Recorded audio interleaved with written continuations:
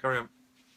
Hello everybody. Hi. My name is Darren. And I'm Graham. And I have seen the film recently. Django. I have seen Django Unchained. You've seen it in your life. I watched it the other day.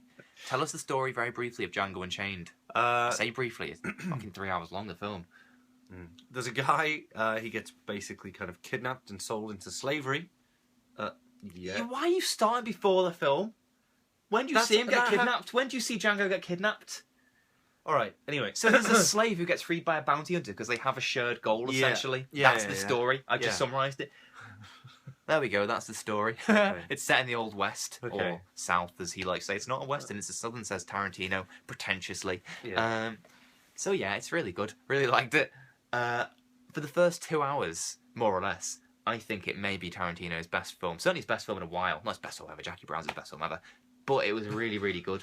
And after things like Death Proof and whatnot, I really want to like him because I do like him. I watch things like Pulp Fiction and Jackie Brown and I think, oh, he's amazing. And then, Kill Bill 2 and it's just like, no. And so I was watching this and I was thinking, I really, really love it. You know, that stuff with, at the beginning where Christoph Waltz is sitting in the bar and he's like, kills someone. He's like, get the policeman. Yeah. You know, and I think it's really funny and it's really cool. And for the first time in a while, not everyone sounds like Tarantino, as is sometimes the worst thing he can do, is like in Death Proof, it's sitting around the table and all the women just are channeling him. It's like a seance and he's died. Just got their mouth open and the camera moves to the next. So like Christoph Waltz speaks like Christoph Waltz's character might, and Django speaks like a kind of, slave might if he'd only just been freed and he's confused and, whatnot, and his experiences of the world. He's talking quietly and stuff like that. Yeah, so it's really good, really, really good. And not Tarantino, DiCaprio. Well, that's my mistake, I suppose. DiCaprio is probably the one that sounds the most like Tarantino with his, can I get you guys a fine beverage or whatever he says. And Samuel L. Jackson is literally amazing. It's probably the best performance Samuel L. Jackson's done since he was a junkie in Spike Lee movies, because it's like Samuel L. Carry on. Well, he is, but Samuel L. Jackson basically plays Samuel L. Jackson all the time now. He's a cool guy. So, he's Nick Fury or he's Mace Windu or whatever. And occasionally you'll get, what did you just say? Kingsman. Where it's sort of a twist on that because we know he's cool, but in there he's a bit geeky because he's got a lisp and he doesn't like blood, but this, he's just a haggardy old man. You almost can't recognise him, and which is ironic because he kind of is an old man in real life. It's just he looks a hell of a lot younger than he is. So you look at him in like Avengers, you think, oh, there's a man in his 40s in charge of S.H.I.E.L.D., and then you see him in this, he's like, oh, that man's in his 70s, when he's probably closer to that. So he's really good. I think it gets to the 2 hour mark, and you think, like, I've really enjoyed it. You could probably lose a bit. It's a bit long. It feels a bit stretched. I know you think it feels a bit long. But just as you think that, you think, I've really enjoyed it, so I'll forgive it. That's when the last half hour kicks in. And you just think, oh, what is going on? It's just the bit where he's, like, kind of hung upside down. Well, let's not spoil anything. So you haven't yet. I'm just saying don't. Yeah. It's basically from a massive shootout onwards. That point. And, like, if it ended with the massive shootout in a kind of Butch Cassidy way, that would be fine. I just think it was a bit long, but I really, really loved it, so that's fine. I'll let it go. Yeah. But then the last half hour, I've never seen anyone ruin anything they've done so successvely in my entire life. It's like a kid getting a crayon and drawing a masterpiece, like a bird's eye, or not bird, like a view of London from a window, and he's done it from memory, and it's perfect. And then just when you think that's really good, he takes a shit on it. And you think, why have you done that? That was really good, and now you're just taking a dump on it.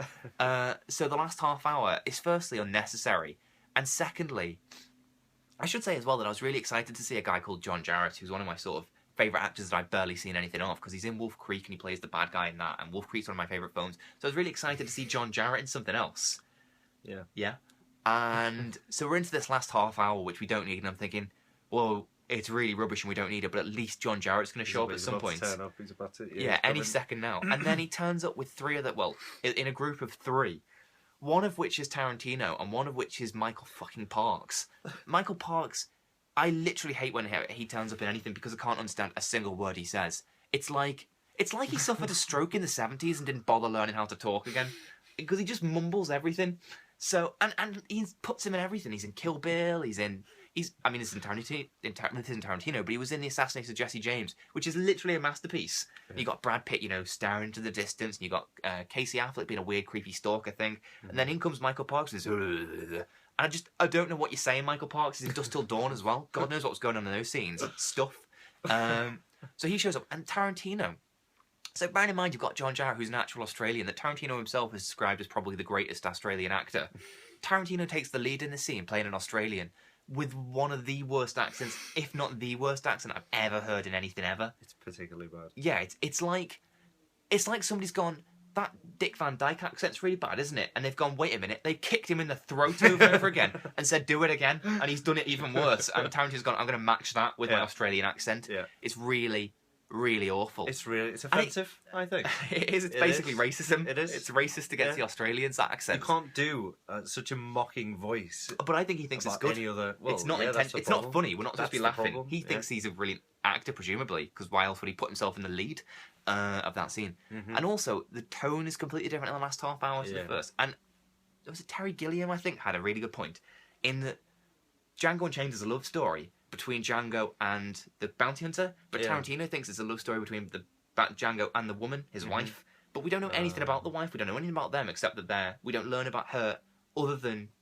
through her trying to escape as a slave in flashbacks. We know bits of her. We know she speaks German. That's it. Brunhilde. She was. How did they meet? We don't know anything about them. We're just told that he wants to find her because we don't know how they meet. Exactly, we don't. There's no moment to kind of like. Whereas with Django and the bounty hunter, we see them bonding and learning to trust each other. With them, it's just he wants to go. She's essentially a MacGuffin. Yeah. But then in the last half hour, it becomes a romancy thing, you know, with sort of weird smiles and stuff like that, and I really hated it.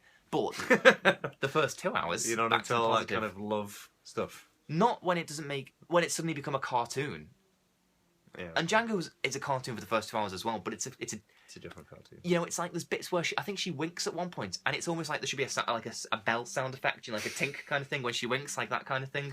Like when when people run, you almost think like smoke should be getting like dust should be blasted up in the last half hour. It's like a Looney Tunes cartoon. Yeah. The thing that I thought was really good about the first 2 hours is that I'd heard about these Mandingo fights, which apparently is when two black slaves are forced to fight to the death, and I was really like the film is trying to bring up the issue of slavery as though we haven't heard about it. Like I'm not saying we shouldn't talk about slavery, but I'm saying that Tarantino didn't bring it up. There are more, there are more accurate. 12 Years a Slave was out at the time, and less insulting kind of. Yeah, but what I will say, and it doesn't turn the thing into a cartoon. 12 Years a Slave. Yeah.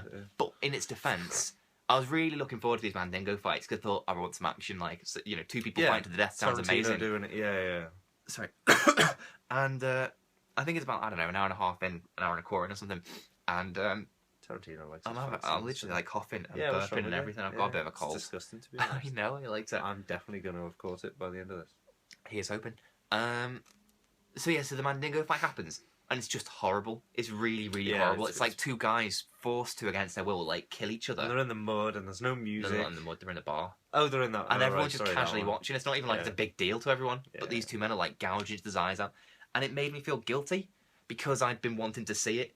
And like, so with 12 Years a Slave, I mean, I felt guilty for that as well because I'm white and Jesus Christ, there's no way you can't feel guilty after watching that. But like, I've been actively involved in this one because I've been thinking, I can't wait to see that fight. That's going to be a really good fight. I can't wait to see that fight. And then I saw the fight. I was like, Jesus Christ, what have I been wanting?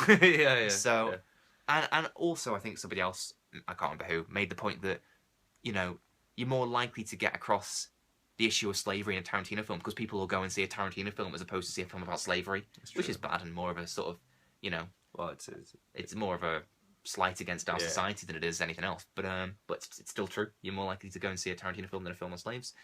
So that's good, I suppose, that it raises the issue somehow. So I don't know. I haven't really got anything else to say other than that. Have you got anything to say? I've kind of monologued a bit. It's fine. No, I enjoyed it. Yeah. Do you agree with me? Probably. I don't feel as strongly as you do about the last half an hour. Seriously? Not because I really like that bit or anything. It's just it kills it. It really takes it from like a 5-star film to a 3-star film. I think that big a drop. It's and not that's that. Being generous. It's not that bad because it's really bad. Oh, but what actually like the whole point of that last half hour is quite. It's him trying to get his wife. Yeah, no, but then. But it should have ended. Yeah, but it's like, and then the bit after that and stuff like that. Like, yeah, I agree. It should have ended at the shootout and stuff because that was the shootout was amazing. Like, yeah, it was really funny. Like the way the blood just, like, they were just like they were flying and it was literally it was hilarious. So I don't know. I mean, it was the whole ending was ridiculous and stuff and unnecessary. Yeah, last half hour wise. Well, I can't. realistically say that and say it was fine in the same breath, can I? No, you could tell the truth though. Yeah. For once. You've got to stop calling me a liar. You've got got to to stop calling me a liar. Well, okay. It Was the end good or not? wasn't good, Correct. but I mean, it was the same characters and stuff, so I didn't feel phased about them carrying on screen. I very much was. Yeah, that's a shame. It is a shame. Put it in your blog. I think that the problem is that people work with... I mean, I don't know, but Tarantino's obviously got the reputation that he has for being amazing, and therefore anyone that works with him must presumably not want to say no to him. So he'll say, like, here's my script, and rather than somebody going... I think so. I think rather than somebody going, you might want to lose about 40 pages at the end, they'll just go, oh, well, it's really good. Yeah. Because nobody wants to give him advice. And, you know... Well, he takes these... He's a bit of an emotional guy, isn't he, from, like, interviews and stuff like that. Well, I think he's a control freak, you know. If you look at, like, the amount of things that he does... It's his own ego, is the thing. Well, that's the problem, isn't it? I think that's it. I think he believes the hype of Tarantino. Yeah.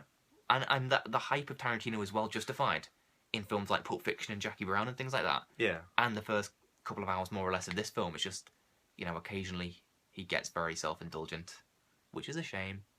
Yeah, very self-indulgent. Yeah. It is. Oh well. But what do I know? Everything. Bye. Bye. Yeah.